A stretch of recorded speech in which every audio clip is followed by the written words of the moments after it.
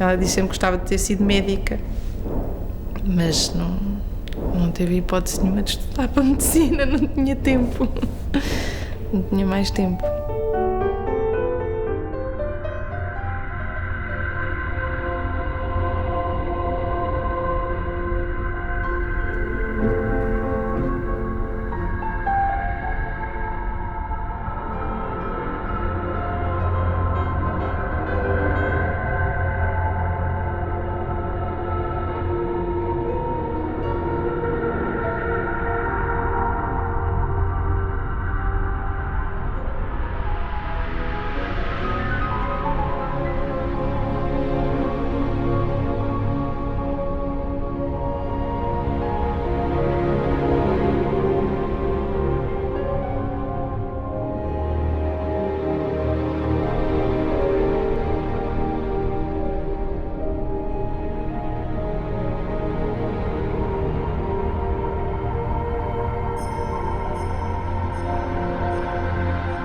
Ouve, Maria João, que idade tens tu?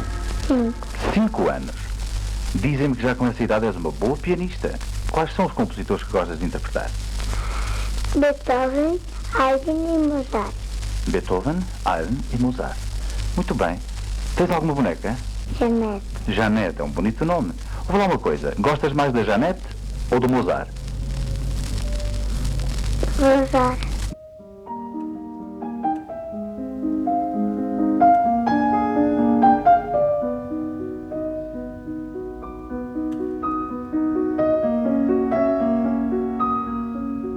Naquela época era tradicional, principalmente famílias do Norte, as senhoras tinham que saber falar da burguesia, tinham que falar francês e tocar piano. E, portanto, a minha mãe, quando chegou à altura das minhas irmãs mais velhas, tinham 10 anos ou 12, entendeu que era a altura das meninas começarem a aprender piano. Como ela própria tinha aprendido piano no Porto. A Maria João, com 2 anos ou 3, andava ali à volta, muito interessada a ver as lições de piano, e quando acabava a lição, ela ia ao piano, esticava-se toda para chegar ao coisa, porque era muito pequenina. E depois eu comecei a tirar as músicas de ouvido que ela tocava. E a dona Leonilde, se chamava a senhora, ficou muito espantada, e numa das aulas seguintes, descobriu que ela tinha o chamado ouvido absoluto. Com 4 anos, levaram-me ao professor Campos Coelho. Foi uma tia que disse à minha mãe que me devia levar ao professor Campos Coelho. Ele fez-me tocar numa audição logo passado pouco tempo, no conservatório, uma audição de alunos. Acho que o Campos Coelho terá sido a pessoa que confirmou as suspeitas que a família já teria de que aquela criancinha não era, de facto, uma criancinha igual às outras em matéria musical. Tinham que reescrever as músicas, porque ela não tinha uma tão pequenina, não conseguia dar uma oitava, então trocavam notas que estavam na pauta da mão esquerda para a mão direita e mudavam as coisas para ela poder tocar, além do piano ter que ser adaptado com pedais mais altos. Creio que foi aos 4 anos que começou a tocar em público, o que é verdadeiramente fenomenal, não é? Ela começou muito cedo e até com uma margem de risco grande, porque começou por ser uma espécie de menina prodígio, o que em geral tem sempre resultados perigosos para o crescimento equilibrado de um jovem músico. Foi um fenómeno que assaltou logo Portugal, não é? E de Portugal passou para o mundo, porque isso não é muito normal, uma criança com aquela idade, com aquela tenra idade, a tocar, e não é tocar como um menino prodígio, é tocar com uma profundidade que toda a gente lhe reconheceu logo, e isso é que é estranhíssimo. É pegar numa sonata de Mozart e dar-lhe já um conteúdo não só musical, mas filosófico, etc., que a Maria João Pires dava, inatamente. A maturidade das interpretações de Maria João ultrapassavam aquilo que era normal para a idade dela. Trata-se de uma artista que desde muito cedo já dá que falar no meio musical português. Uma vez tive a oportunidade de ouvir uma gravação da Maria João Pires na RDP, com 5 anos de idade, transformar aquelas notas numa obra musical sua, é qualquer coisa que me deu muito que pensar. E mesmo em relação à minha carreira, quer dizer, eu pensei, eu nunca, alguma vez, poderei imaginar chegar aqui.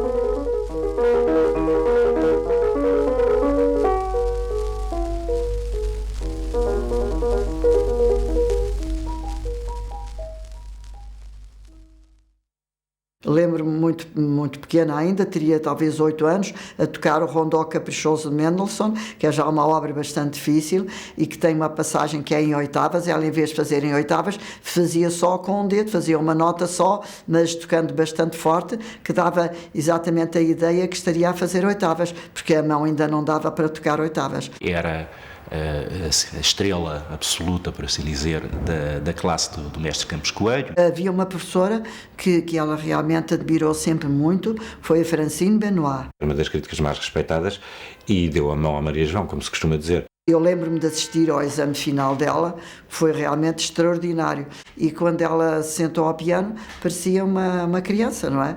E tocou de uma maneira realmente que fazia confusão em relação à estatura e mesmo independentemente à estatura que ela tinha. Mas realmente foi um exame que foi um espanto. Pum! 20. Rebentou. Há muitos anos que era considerada, a nota máxima era 18, pronto, considerado já muito bom, e uma pessoa que fizesse um exame realmente muito bom teria 18, e ela realmente teve 20, que foi uma coisa excepcional.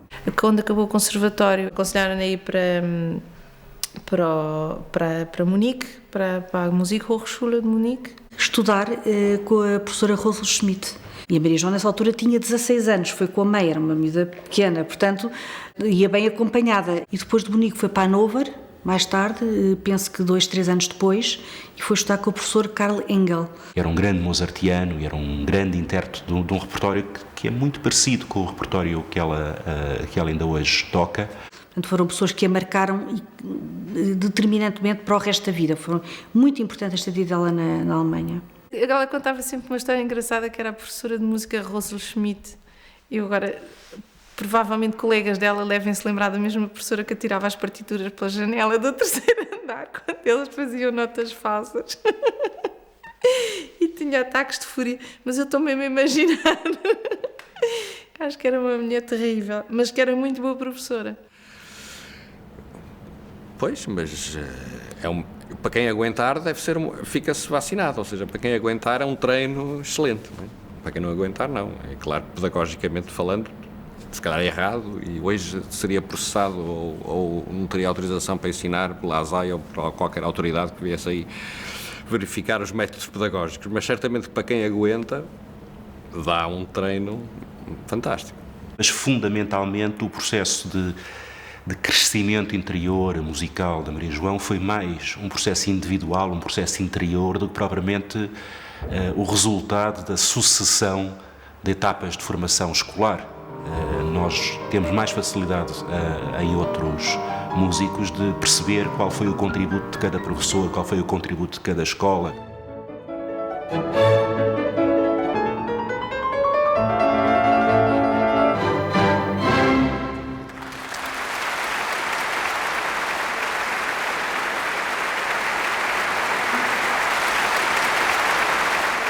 Ela começa por ser conhecida sobretudo como uma intérprete mozartiana.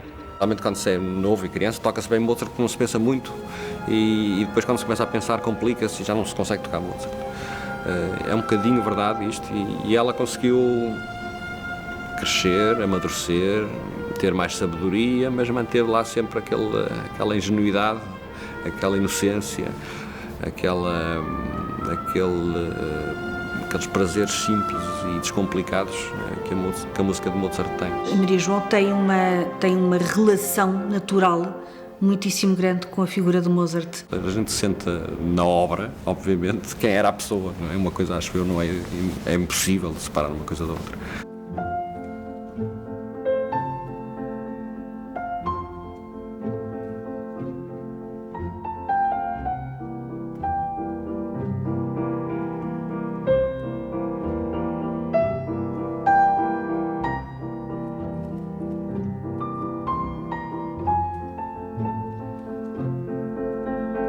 é outro fenómeno, Mozart, não é? Um homem que não explica muito bem como é que conseguiu fazer o que fez. Ainda por cima, 10% da vida dele foi passada dentro de uma carruagem, a viajar. Teve 6 filhos, também leva o seu tempo. Era viciado em jogo. Sôfrego de experimentar e de fazer e de viver e de se calhar tão depressa comeu a vida que morreu cedo. E conseguia escrever sem corrigir, e conseguia... as coisas são perfeitas, os equilíbrios, o instrumento certo na altura certa, a nota certa na altura, está tudo certo, misteriosamente certo. E nem sequer consegue explicar estilisticamente, pois ele é o estuário de todos os estilos que se fizeram antes dele.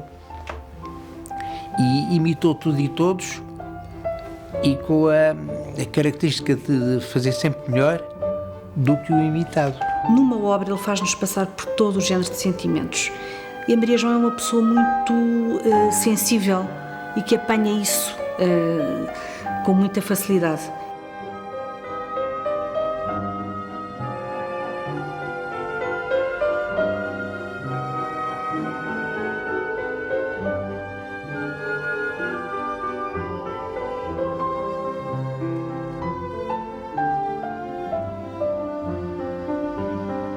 A Maria João, só na altura do parto, é que foi levada para fora do Campo Santana, para a Rua Palmira. Foi aí que ela nasceu, em casa de uns tios meus. E logo a seguir voltou para o Campo Santana. A Maria João realmente não conheceu o pai, porque ele morreu 20 dias, se não estou em erro, antes da Maria João nascer. Foi, de certo modo, um grande choque, como é sempre o pai da família morrer, principalmente para a minha mãe. Mas ao mesmo tempo uma compensação para a minha mãe.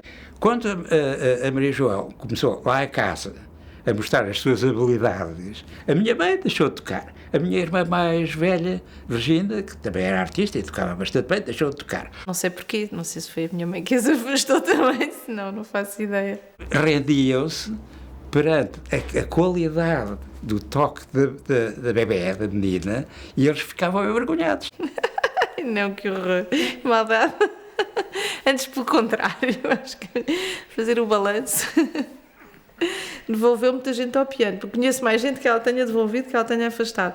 Não, a minha avó contava que um dia a minha mãe dizia que eles tinham 2 pianos e tocavam muitas vezes a 2 pianos. E um dia a minha mãe zangou-se com ela, pronto, sei lá, uma birra qualquer, e disse que ela tocava mal e a minha avó ficou ofendidíssima e nunca mais tocou. Era fascinante, sempre era uma miúda espertíssima, com um sentido de humor enorme, um humor muito acerado, muito dirigido, aquele humor das pessoas que se fazem muito ingênuas, que eu até nem sou de cá, eu até nem percebo nada do que estou a falar, claro que percebia tudo. Há quem diga que ela é uma especialista de Mozart e que toca muito bem Mozart, não sei quantos, pois com certeza, não é? Mas não é só. O repertório da Maria João Pires é um repertório relativamente curto. Basicamente estamos a falar de uma parte do repertório barroco, especialmente de Bach, todo o repertório clássico.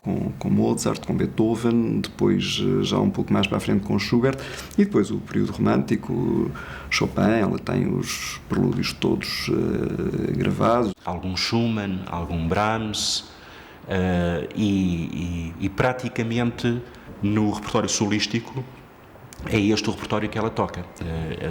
O repertório é mais diversificado quando ela faz música de câmara, e chegou a tocar Ravel e Debussy e outros compositores assim, mas ela manifestamente concentra-se em meia dúzia de autores. Maria João escolhe aquilo que vai mais com a sua maneira de ser, com a sua aptidão física, porque ela é uma pessoa pequena, com as mãos pequenas. Até nem tem mãos de pianista. Ela tem uma mão quase de criança. Acho que as pessoas nem imaginam quão pequena é a mão da Maria João Pires. Realmente é pequena, é uma mão pequena. E, no entanto, isso nem se nota, nem se ouve. Ela consegue arranjar uma maneira de tocar que, se eu tirar o volume e só ver, digo, isto não dá um som bonito, isto que ela está a fazer, porque aquilo é muito trabalhado na base dos dedos, porque ela tem que fazer muito mais ginástica do que uma pessoa que tem uma mão grande, porque para chegar às notas, com dedos mais pequenos, uma mão mais pequena, tem que fazer muito mais esforço.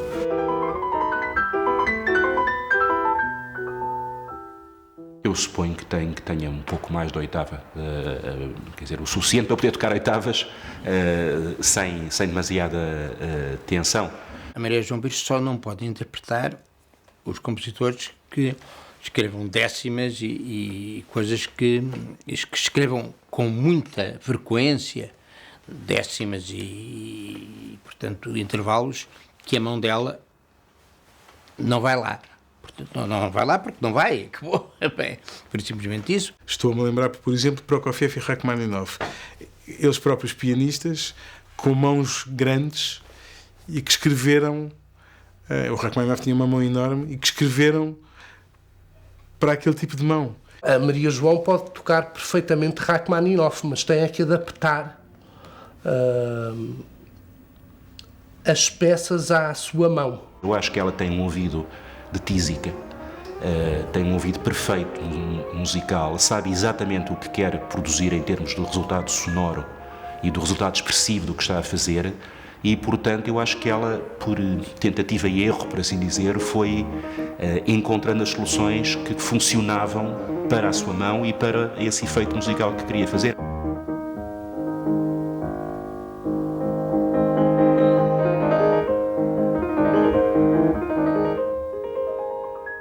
Ela não é uma compositora, é uma intérprete. E o intérprete é um tradutor de emoções outras. Não podendo nas partituras se não escrever-se o esqueleto da música, toda a parte que sobra é do intérprete. Ainda há uma semana, Cecilia Bartoli me dizia: a música escrita em papel não é nada, tem que se interpretar a música, porque quando o compositor quer pôr palpitações, quando escreve música no papel, também lá põe as suas palpitações, os seus anseios, e isso, um intérprete depois tem que dar isso ao público. A Maria João Pires é reconhecível entre 1000. E isto quer dizer que exatamente essa parte que é da interpretação da carne que ela pôs em cima daqueles ossos do esqueleto, é dela. Há casos em que a partitura era o esqueleto e o intérprete dá-lhe a carne. Há casos em que o compositor dá o esqueleto e dá a carne e dá os nervos e dá tudo, mas o intérprete dá a alma. Percebe? Isso aí é outra coisa. É o caso de pianistas como a Maria João Pires. Quer dizer, mesmo que o compositor tenha dado tudo, ela encontra sempre algo que está para além do tudo. Sempre uma assinatura Maria João Pires, quer ela toque Mozart, quer toque Beethoven, quer toque Schumann, quer toque Schubert, quer toque Bach.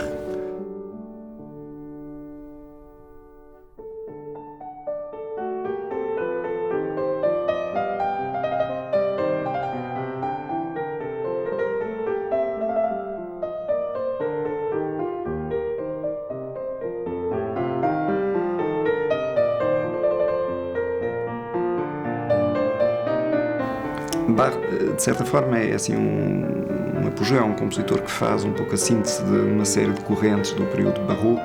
Era um homem que cumpria regras, era um homem de família, um homem que teve 20 e tal filhos, que todas as semanas tinha que escrever para dependendo do cargo onde estava, mas ou era para a igreja, ou era para alguém, tinha encomendas todas as semanas, tinha que cumprir, escrevia todos os dias, era um homem com uma vida muito regrada, muito organizada, muito pacata, aparentemente. Compunha, como ele próprio dizia, por exemplo, para a grande glória de Deus. Ele escreve música dentro de cânones muito rígidos, mas consegue, dentro de regras aparentemente castradoras, libertar-se delas todas, cumprindo-as. Quando Corrêa escreveu, o piano não existia e, portanto, ele escrevia para cravo. Escreveu para cravo, mas ela recriou em piano.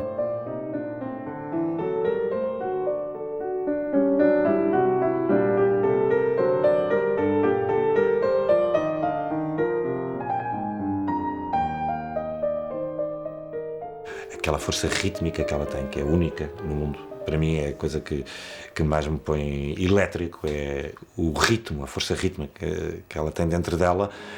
Acho que é a grande imagem de marca dela.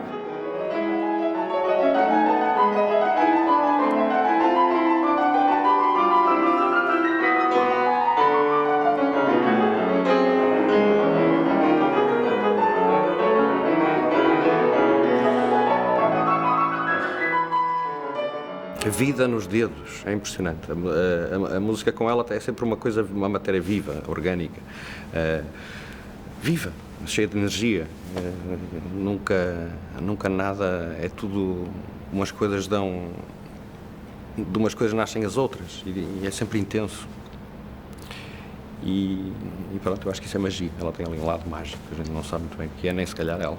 Eu diria que a sensação mais evidente que a arte da Maria João provoca é de uma grande emoção, de uma sensação de beleza que pode até ser dolorosa. Quando ela constrói, por exemplo, no Andamento Lento de Mozart, uma frase cantada, por assim dizer, no piano, e em cada nota leva à nota seguinte, e há como uma curva que vai crescendo, e nós sentimos apanhados por essa construção e pela beleza do timbre. A diferença entre, por exemplo, uma escala executada mecanicamente ou uma escala cantada, eu acho que está ali o segredo das interpretações tão vivas, tão tocantes, tão comoventes da Maria João Pires.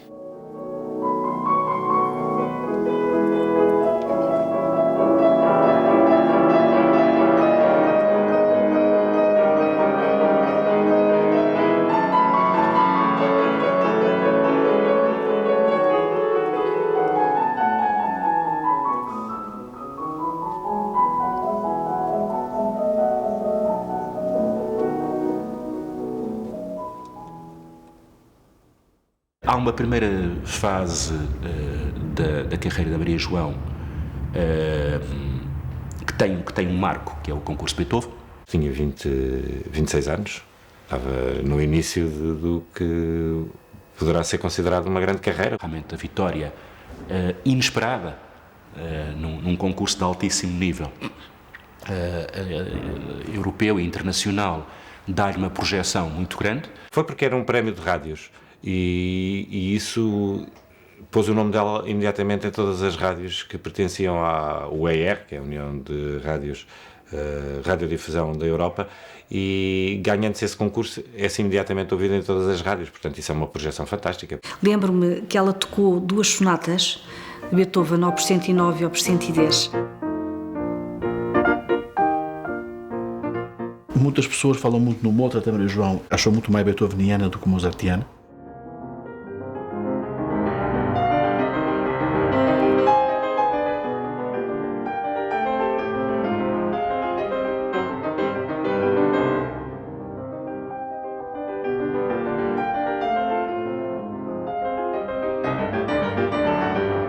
O Beethoven escrevia para um piano que ainda não existia no tempo dele, porque estava a pensar num instrumento que ele sabia que era inevitável que aí viesse. Há um documento de alguém que foi à casa dele e o viu a compor deitado no chão porque eu tinha partido as pernas ao piano. Se calhar tinha dado uma cotovelada nas teclas, estava farto porque aquilo não dava aquilo que ele queria.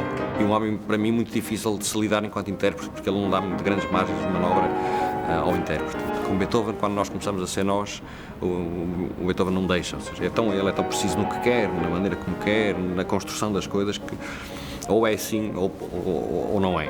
Há coisas do Beethoven que são claramente mal escritas para piano, quer dizer, não são pianísticas. Portanto, às vezes, passagens, meu Deus, que a gente não vai lá, por mais que se queira, ou vai, mas sempre de uma forma um bocadinho canestra.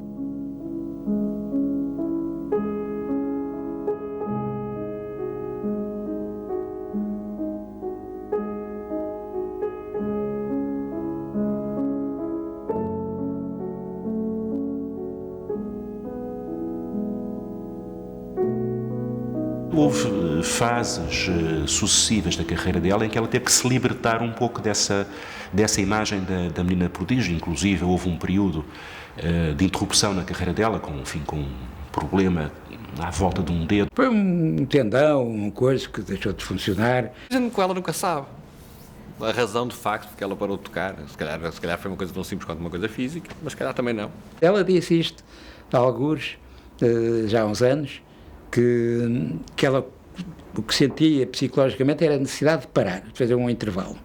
E que arranjou essa desculpa para si própria. Eu para os outros que havia um dedo que não mexia e realmente a tal controle da mente é de tal ordem que ela tentava mexer e não mexia. Foi finais dos anos 70, inícios dos anos 80. Ela chegou a vender o piano. É verdade. E depois esteve assim uns 4 anos em que não tocou piano. E quando reapareceu, aí é que apareceu a Maria João Pires.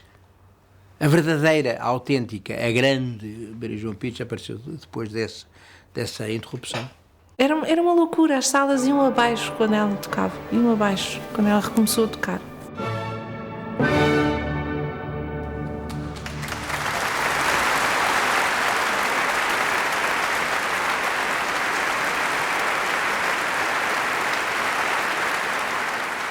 Eu fui a uma grande discoteca em Nova Iorque justamente para comprar livros e também comprar discos e comprar alguns livros para mim. E entrei e fiquei emocionadíssimo, como raramente me emocionei no estrangeiro. Porque, de repente, descubro a discoteca forrada a cartazes da Deutsche Grammophon com o nome da Maria João Pires. Estava atapetada a maior discoteca de Tóquio com a cara da Maria João Pires. Tinham sido lançadas as sonatas de Mozart para piano pela Deutsche Grammophon e Tóquio, aliás, como todo o mundo, estava com a cara da Maria João Pires em força. Encontro o retrato da Maria João Pires em Vancouver, em Tóquio, na Austrália, em qualquer sítio, quer dizer, todos juntos, incluindo fadistas, pimbas, tudo o que quiser, não conseguem efetivamente atingir a repercussão internacional que a Maria João Pires tem. Quer dizer, é de facto um nome, o mais consagrado nome português. É uma coisa que acontece com todos os artistas e ao qual é impossível escapar na nossa época, que é o fenómeno discográfico. Ela já trabalhou para grandes editoras mundiais, portanto, e em todas gravou dezenas, centenas de discos. Tenho o primeiro disco dela, gravado pela Emissora Nacional. Eu estava a pensar ali nos CDs que eu tenho, há assim uma coluna de CDs que é só a Maria João. Começou com um contrato com o Erato e depois mais tarde com a Deutsche Grammophon. Gravar para a Deutsche Grammophon significa gravar para o Rolls Royce da edição discográfica mundial.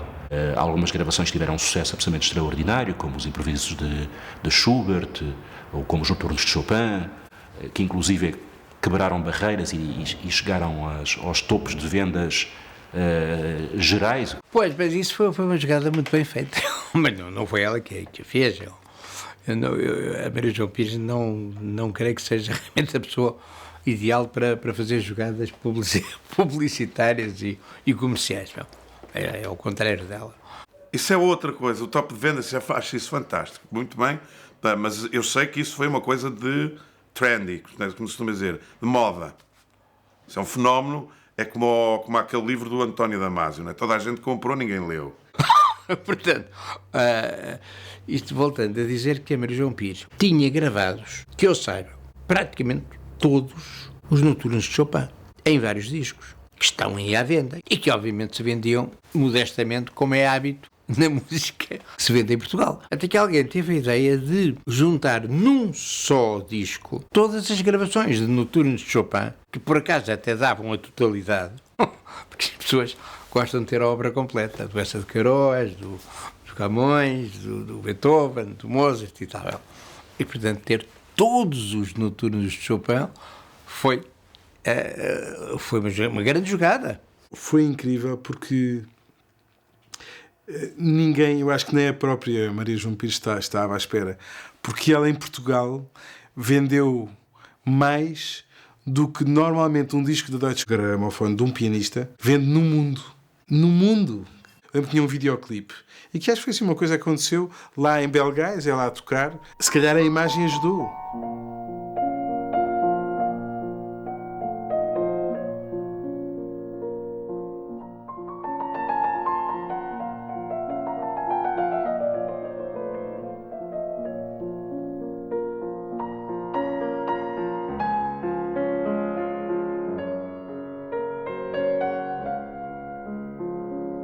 O Chopin disse que era o maior pianista do seu tempo, só que tinha horror, tinha medo, pânico de tocar em público. 90 e muitos % da sua produção é piano. Portanto, Chopin está intimamente ligado ao piano. E realmente a técnica pianística do Chopin é qualquer coisa de extraordinário, porque quando a gente não consegue tocar, não temos dúvida nenhuma de que a culpa é nossa, porque aquilo é sempre tocável. É preciso ter capacidade para o fazer.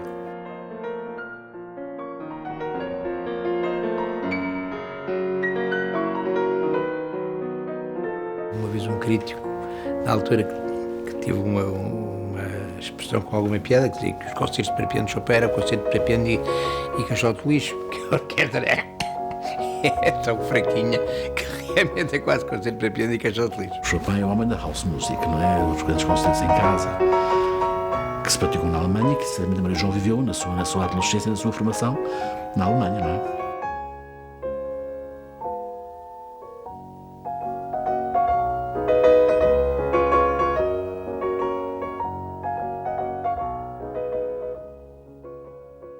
Tem tocado com todas as grandes orquestras, com todos os grandes maestros, porque a Maria João Pires é daquelas biografias que se põe, tocou com toda a gente em toda a parte. Estamos a falar de maestros como Cláudio Abbado, por exemplo, com quem ela trabalhou muito, e também uma série de grandes músicos solistas com quem ela gosta muito de fazer música de câmara. Isso é um lado muito interessante da Maria João. Ela toca o repertório a solo, toca com orquestra. Tenho um trio com quem se tem mantido estes anos. Música de câmara faz com o violinista Augustin Dumais e com o violoncelista Jiang Wang.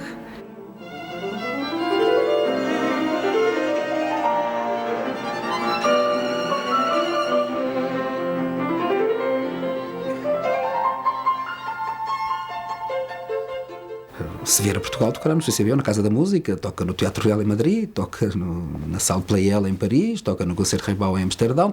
As grandes salas de todo o mundo estão abertas à Maria João. Vi a adoração que existia no Japão por a Maria João. Os concertos eram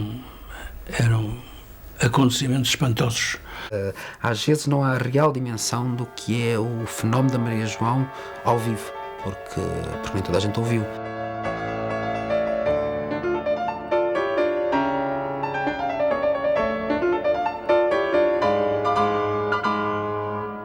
Maria João tem uma atitude curiosa em relação, por exemplo, ao aplauso. Normalmente nos recitais da Maria João ela pede que não se aplauda. E daí por mim, em plena Gulbenkian, no primeiro concerto que vi, ela tocava e eu acabava, que é como nós fazemos.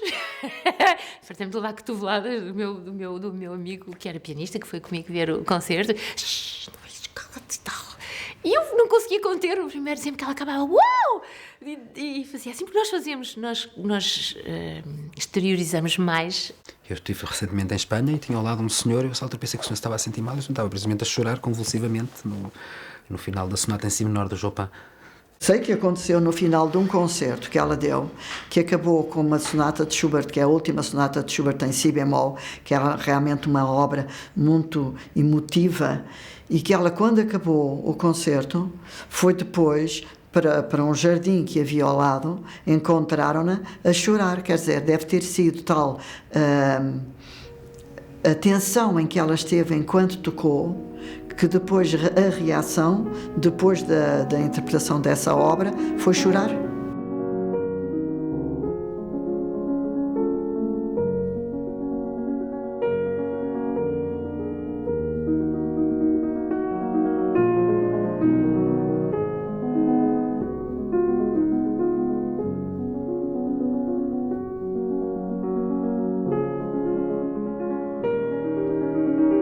Schubert é o compositor mais triste da história da música. É triste.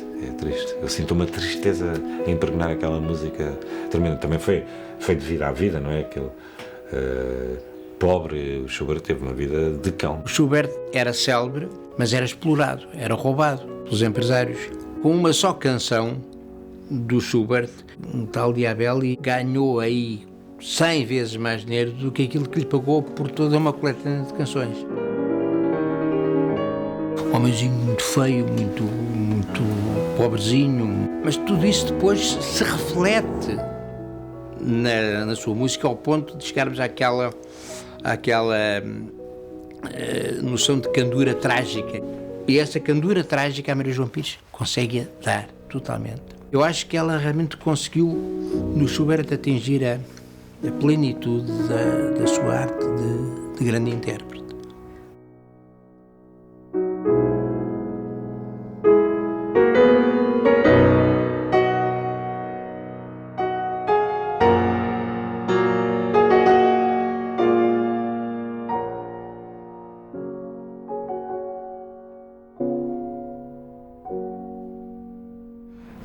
Ela teve muitos amores e desamores e... Maria João sempre foi uma mulher apaixonada. Coisa belíssima essa que ela tem. Essa capacidade de paixão. Não? A certa altura mudou de nome, porque tinha o nome do marido, não é? Que era um alemão. Houve um período em que ela chamava-se Maria João Neuth, que era um nome assim muito esquisito. Mas não sei se era Bonnet ou não. O meu pai é violinista e foi colega dela lá na Musikhochschule em Munique. Mas depois casaram-se cá, em Lisboa. E ele tocava na orquestra da Gulbenkian. E ela chegou a tocar na orquestra da Gulbenkian, integrada na orquestra, a tocar piano, metida na orquestra, não era concerto de piano e orquestra. E eu fui uma vez ao ensaio, Sra. Lísia, não me entendo com isto, tenho que olhar para o contrabaixo e o contrabaixo faz assim, nessa altura eu toco, porque tenho que esperar aqueles 10 compassos, ou não sei o que, a pessoa não está habituada, 1, 2, 3, 4, 5, 6, 7, 8, 9, 10, nunca entrava certo. E então combinei com o contrabaixo, ele faz-me assim com a cabeça, nessa altura eu toco. Teve vários casamentos. 3 ou 4, mas eu não sei. É alguém tão humana, não é? Que teve as suas, como toda a gente, relações, umas correram melhor, outras pior. Eu penso que a Maria João sempre desejou muito e conseguiu ter as suas filhas de grandes paixões. Sou mais velha de 5 irmãos, 4 meninas, filhas da minha mãe. E tem o Cláudio, que é adotado. Aliás, já são 2 adotados, já somos 6. Houve um adotado agora recentemente. E justamente essa é a diferença. Se fosse um cavalo de concertos do tal tipo que estava na moda, nessas alturas, isso seria impensável, impossível. Poderia estar 14 horas no piano, não poderia pensar nem em namorado, nem em marido, nem em amante, nem em filhos. Tem havido anos em que eu dou 80, 90 concertos. Este ano dei mais de 100, mas... de maneira nenhuma não é aquilo que eu desejo nem aquilo que eu gosto e foi a 100% contra a minha vontade. Neste momento não estará a fazer tantos, mas está a fazer muitos mesmo assim. Ter uma Deutsche Grammophon ou ter uma Erato atrás não é brincadeira. E Maria João Pires não abdica da vida pessoal dela. Ela conjuga isso com a carreira, não esmaga a vida dela com a carreira. Eu acho que a minha mãe uma vez contou que viu um concerto qualquer em uma cidade qualquer, em Viseu ou não sei o quê. E o teatro era todo em madeira, não é? E nós ficámos com o bombeiro lá atrás e passou o concerto todo a ouvir. Era o bombeiro atrás. Atrás de nós e nós a fugir. Que horror. Que horror de coitado do bombeiro. E da minha mãe a tocar. A maior parte do tempo ela viveu fora, não é? Em Itália, na Suíça, cá em Portugal, depois voltávamos para um lado, voltávamos para o outro, andámos por todo lado. Contava-se aqui, nos anos 70, 80, que ela tinha uma autocaravana e que ia com a autocaravana para a frente das salas, dos grandes auditórios onde tocava, a ver as pessoas entrar. Saía da caravana para o palco quase e do palco para a caravana. Não é? É prático, repara, é prático, é uma solução prática. Meteram o piano dentro da caravana. Eu digo sempre que ainda hei de fazer esse número da caravana, de alugar uma autocaravana, pôr lá um piano dentro e passear. Acho que deve ser bestial. Eu aí já me recusei a ir. Eu disse, não, já estou farta, eu fico. As minhas irmãs mais novas, a Bárbara e a Ana, é que andaram na caminhoneta, foi. Ainda 2 anos, acho eu, já não me lembro, mas foi assim bastante tempo. Tem um lado um pouco hippie dos anos 60, que vem muito de filosofias orientais, não é? Que ela tem muito na sua maneira de ser. Faz parte do seu atrativo, do seu charme. Comprei uma herdade há 2 anos e meio. E agora vou para lá viver. Quando viemos para Portugal definitivamente, a minha mãe quis comprar um terreno porque queria ir viver para o campo e andámos à procura, andámos todos à procura e acabou por ser um amigo da minha mãe, um irmão, que nos encontrou este sítio. Pronto, e viemos aqui em grande excursão de Lisboa, aqui demorava-se na altura mais de 6 horas. Belgais está entalado entre os concelhos de Castelo Branco e Danha Nova, no meio da aldeia da Mata, do Ladoeiro, de Malpica do Tejo, é disto que estamos a falar. Eu lembro que fui quando lá pela primeira vez. Meu Deus, quando é que eu chego lá, não é? É no meio do nada, aquilo é no meio do nada, é num vale e é muito, muito quente no verão.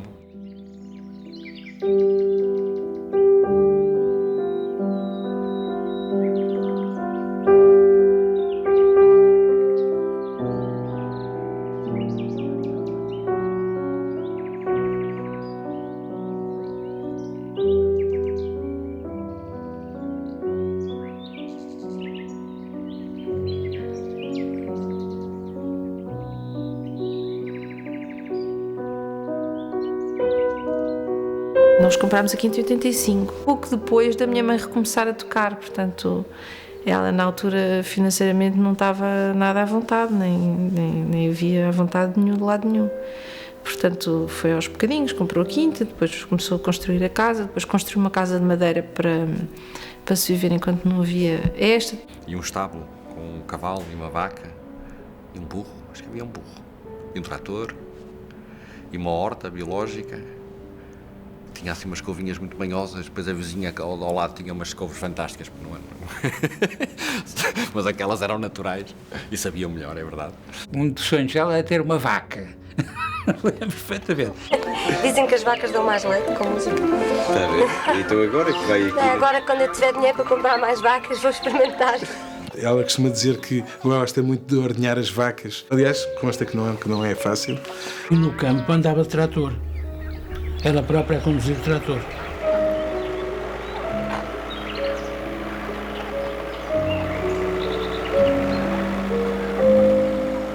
E a apanhar as hortaliças, se fosse caso disso. Pega num sacho, se for preciso, coisas que pianistas, enfim, de modestíssimas qualidades andam com as minhas mãos, enfim. Ela não cuida nada das mãos, não. Eu, Maria João, estava sempre a cozinhar. Sempre, sempre, sempre. Cortar alface, batatas e fazer as suas coisas. É uma cozinheira extraordinária e passa muito tempo na cozinha. Toda a decoração desta casa foi ela que fez. Tudo até ao mínimo pormenor. O paninho onde estiver foi ela que o mandou lá pôr. Ninguém se atreve a pôr onde ela não manda. É uma dona de casa. E nos intervalos, nos pequenos intervalos, ia estudar.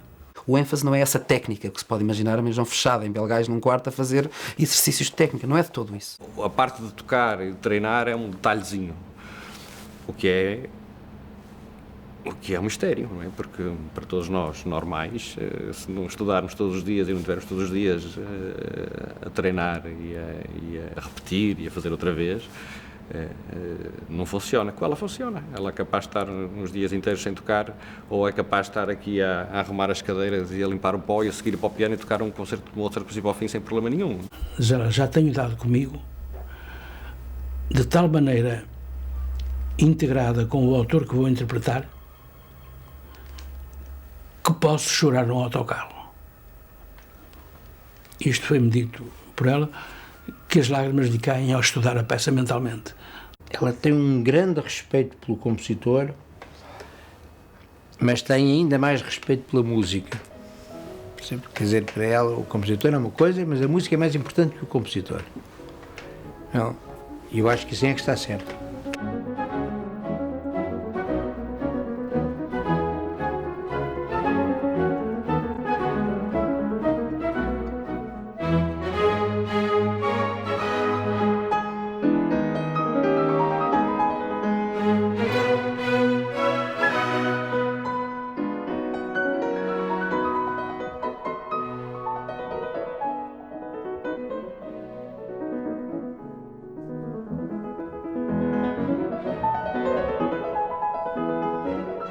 O Schumann é o louco, o Schumann é um louco, é um descontrolado, é um quase paranoico. ele até ao Opus 23, se não me engano, tudo é música para piano. Precisamente porque coincide com toda uma fase da vida dele em que o piano era o confidente dele. Aquela obra está profundamente ligada ao que se estava a passar naquele momento e era a forma que ele tinha de comunicar com a Clara, numa altura em que, por exemplo, o pai não os deixava encontrarem-se. Portanto, as obras refletem claramente isso. No momento em que se casa com ela, nesse ano, é um ano em que a produção dele é sobretudo de canções.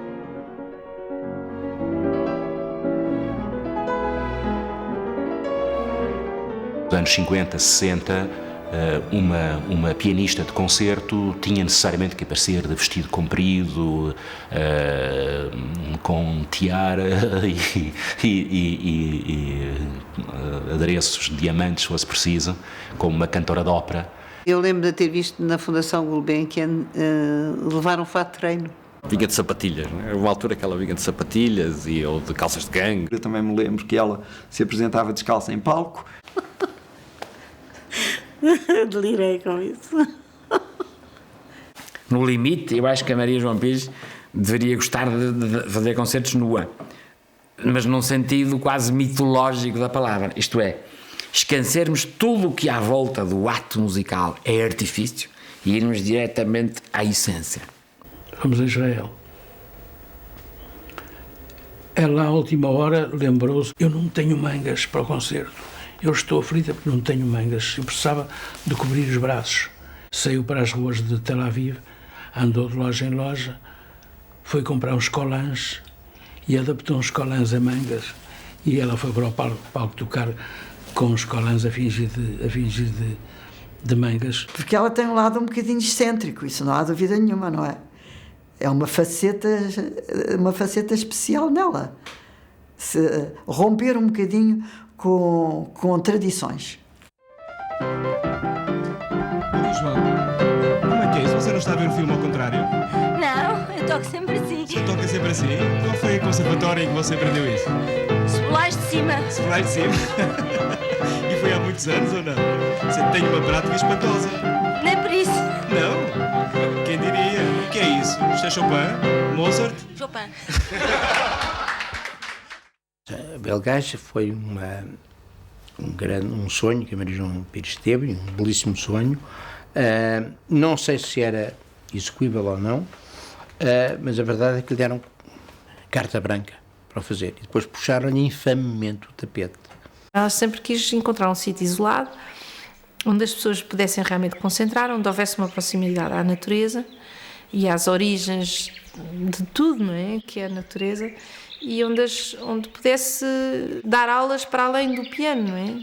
Ensinar aos alunos, no fundo, o que é ser músico. Era um projeto que não se enquadrava em nenhum projeto tal como se conhecia. Nunca ninguém neste país tinha tentado fazer uma coisa como Belgais. Uma escola multicultural, multidisciplinar, onde se cantam canções da Beira ao lado de Beethoven, ao lado de Schubert. Era um projeto muito especial. O ensino proposto por Maria João Pires em Belgais não tem a ver com canudos, não tem a ver com caminhos que são trilhados por toda a gente em todos os conservatórios em todo o mundo. É um caminho único que ela criou, que ela inventou e que ela acredita que faz passar o amor pela música às pessoas. E é esse o caminho que ela lhe interessa. É não escola. Ainda não encontramos o nome porque não existe. Quando existir, houve uma vez umas pessoas que me perguntavam: mas então se não é uma escola é o quê? Eu dizia: não, é justamente não é nada, porque não é escola. É aquilo que não é escola. É como a antimatéria. Não é matéria, mas é o quê? É antimatéria. Ela conseguiu juntar uma série de condições para se poder criar um estúdio de gravação em Belgais. Que era um ovil, antigo ovil. A Maria João fez lá algumas gravações para a Leite Camafone, aliás. Eu gravei 3 discos em Belgais. E eu assistia a uma gravação que de vez em quando tinha de ser interrompida porque os pássaros começavam a cantar à volta da sala e era preciso interromper a gravação.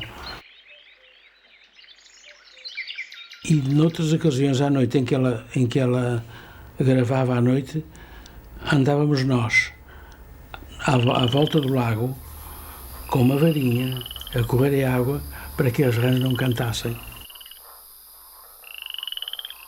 todos os anos fazíamos a temporada e criávamos uma temporada. Houve temporadas louquíssimas com ideias da minha mãe realmente extraordinárias. Vamos fazer, pronto, coisas mesmo excepcionais. Fizemos concertos completamente fora do comum.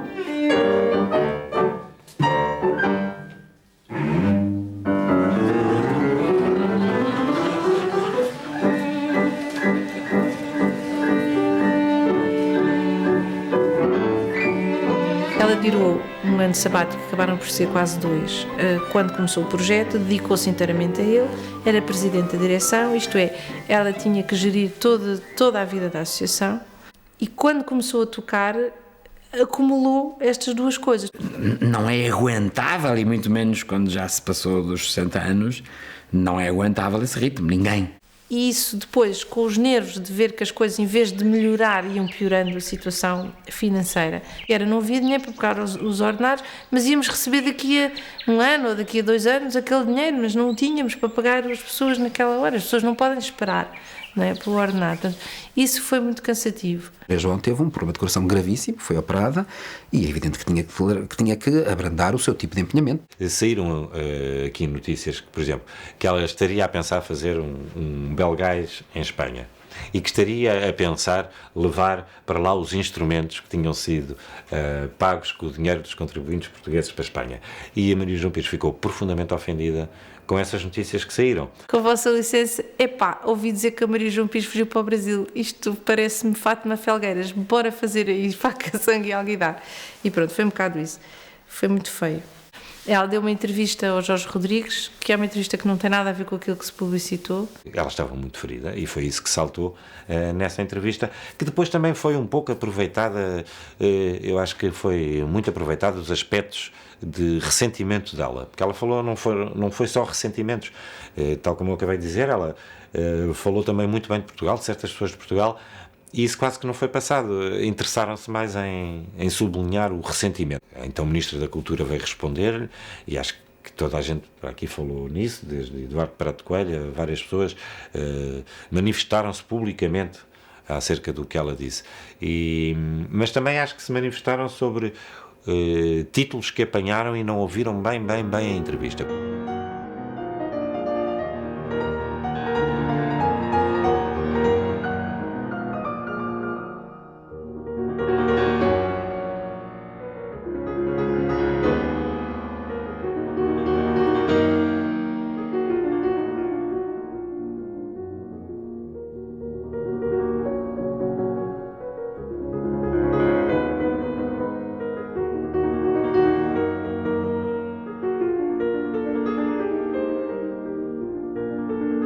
Se me dissessem há 20 anos que a Maria João Pires ia parar ao Brasil, eu ficaria de boca aberta. Eu nunca pensei. Pensei que fosse para um país onde estivesse mais próximo do centro musical, tipo Berlim, Viena, mas não, foi para Salvador da Bahia.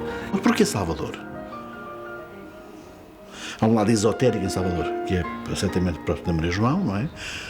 Isso com certeza, não é? É a terra do candomblé, é a terra das experiências espirituais muito fortes. Há um lado físico em Salvador também que é muito forte, um cheiro muito forte, uma terra muito forte, uma pujança telúrica fortíssima ao mar. O mar que é importantíssimo, não é? Porquê Salvador, se não for por isso mesmo?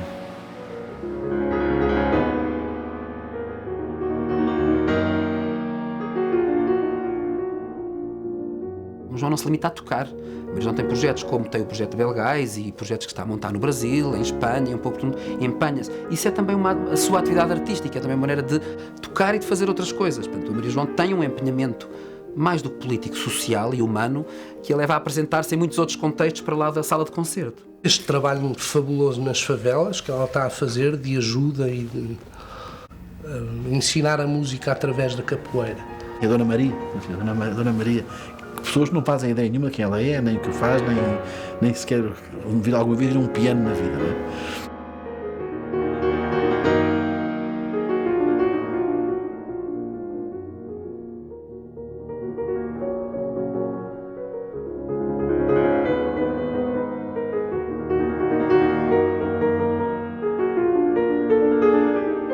na sequência da Guerra do Golfo e de todas as questões ambientais, etc., resolveu tomar a atitude de não tocar nos Estados Unidos da América. Com a chegada da manifestação, a pianista Maria João Pires deu voz e explicou porquê é contra esta guerra. Foi uma questão política, enquanto que o presidente dos Estados Unidos for aquele senhor, ela não toca lá.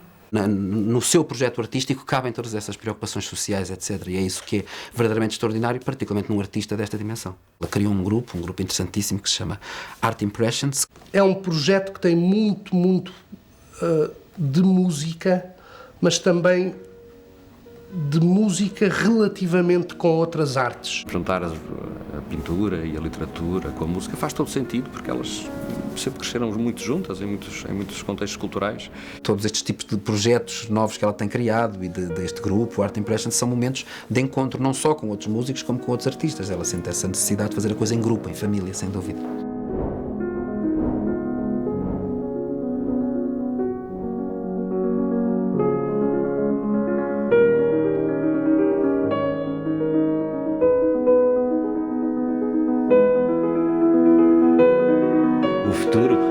Só pode ser bom. Só pode ser bom. Eu acho que não é um casamento entre Portugal e Maria João Pires, um casamento com turras, mas eu espero francamente que seja bom e que melhore.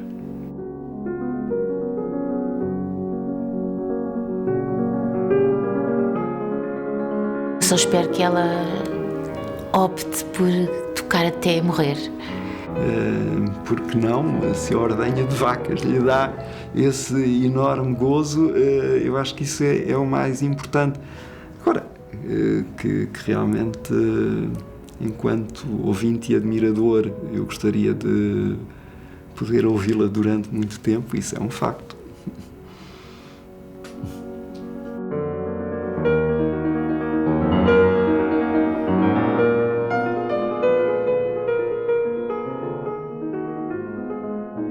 Eu lamento muito, mas todos os artistas portugueses, todos os músicos portugueses, estou a referir aos músicos, juntos, não prefazem, digamos assim, a celebridade internacional que a Maria João Pires tem.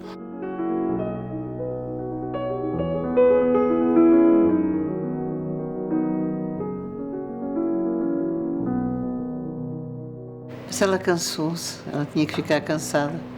Ela já teve tantas dificuldades para chegar até ali. Belgás foi uma coisa tão difícil e tão dura para ela. E quando ela finalmente queria realizar o seu sonho, teve tão pouco quem a ajudasse, quem a amparasse, quem a entusiasmasse, quem alimentasse o sonho dela. Que é natural que tenha partido. Fica a ganhar o Brasil. Perdemos nós. Vamos ficar por aqui.